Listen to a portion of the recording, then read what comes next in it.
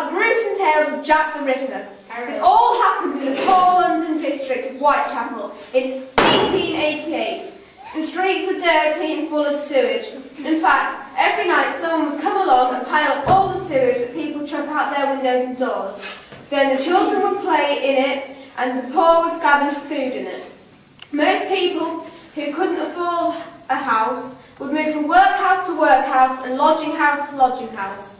They would all sleep crammed together on the floor. However, the very poor would hang by their armpits on a rope all together to share body heat.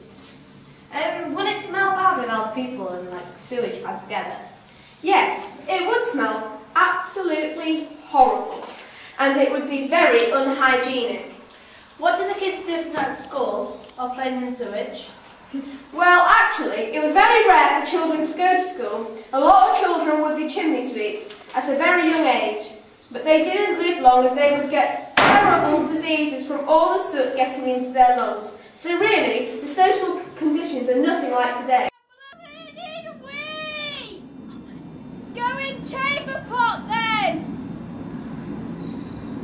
I'm finished!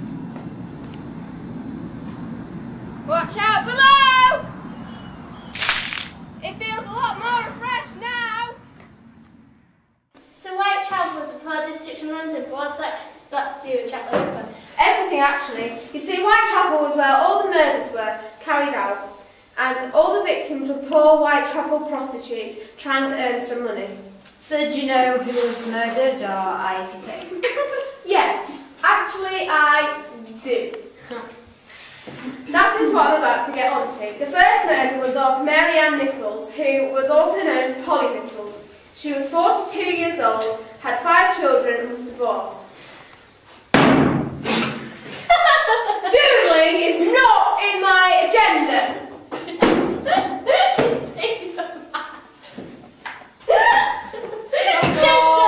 Gender's like men and women. Agenda. Oh my god. Gender. I think men and women. Oh, come on!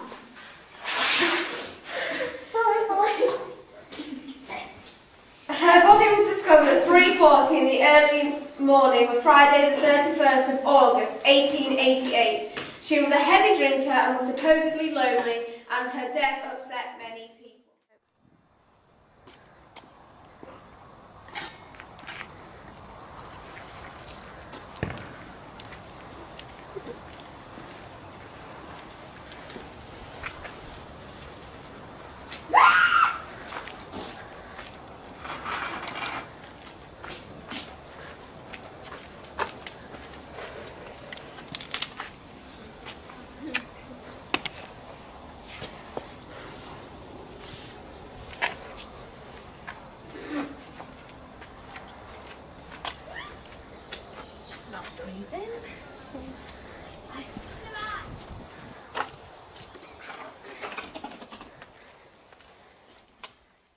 The second murder was of Annie Chapman, also divorced with 3 children. By the time of the murder, she had failing health. Her body was discovered at about 5:50 of the morning of Saturday, September 8th, 1888, in the backyard of Hanbury Street. Don't turn pages of your book, please!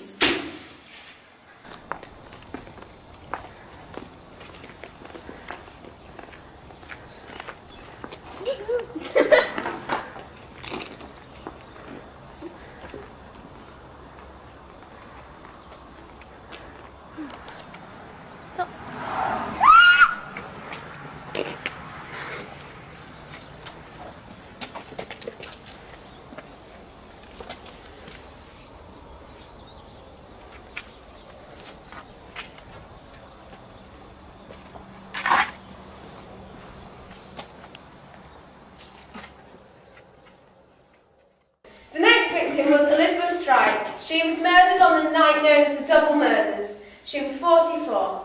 The only other information known about her ID was that she was Swedish. Thank you. Elizabeth was found at 1 in the early hours of Sunday morning on September 30th, 1888. In fact, even had time time to leave a chalk note on the wall next to her dead body. What did that chalk note say? I bet it was something about Jews. Yes, it says something like, Jews are men who will not be blamed for nothing.